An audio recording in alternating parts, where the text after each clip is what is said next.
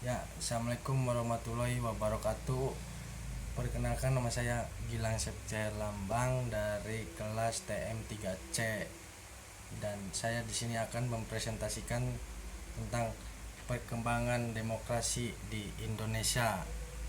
Langsung saja, yang pertama, perkembangan demokrasi masa revolusi kemerdekaan, yaitu demokrasi pada masa revolusi kemerdekaan ini itu sangat terbatas.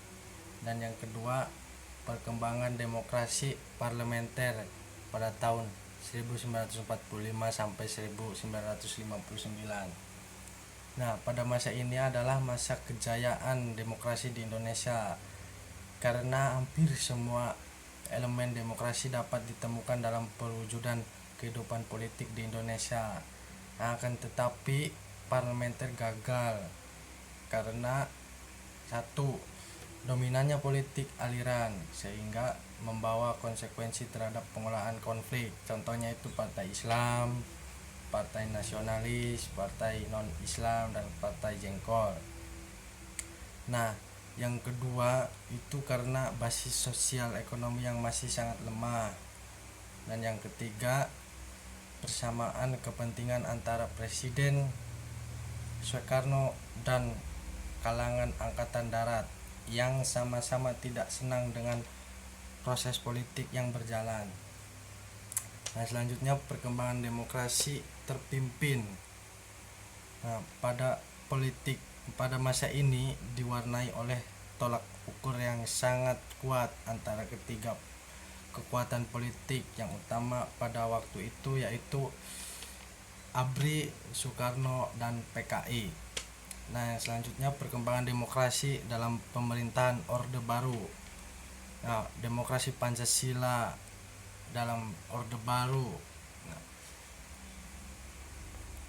3 tahun awal kekuasaan seolah-olah akan didistribusikan kepada kekuatan masyarakatan. Setelah 3 tahun, dominannya peranan ABRI, birokratisasi dan sentralisasi pengambilan keputusan politik, pembatasan peran dan fungsi partai politik, campur tangan pemerintahan dalam persoalan partai politik dan publik, masa mengambang,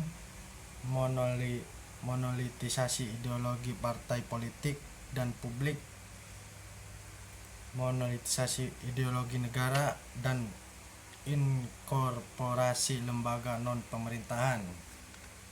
Nah, itu. Dan selanjutnya itu perkembangan demokrasi pada masa reformasi pada tahun 1998 sampai sekarang. Ini demokrasi yang diterapkan negara kita pada era reformasi ini adalah demokrasi Pancasila. Tentu saja dengan karakteristik yang berbeda dengan Orde Baru dan sedikit mirip dengan demokrasi parlementer tahun 1950 sampai 1959.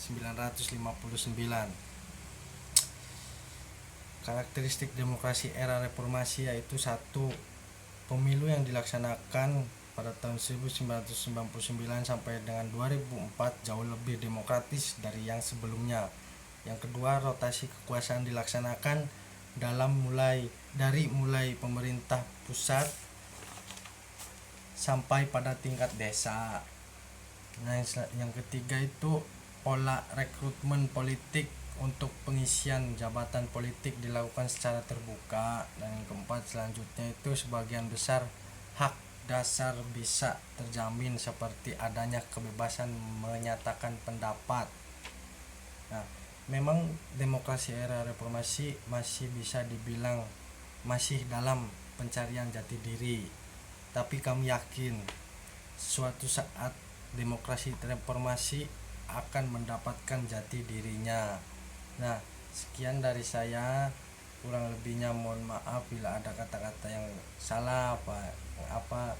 Wabillahi taufiq wal hidayah. Wassalamualaikum warahmatullahi wabarakatuh.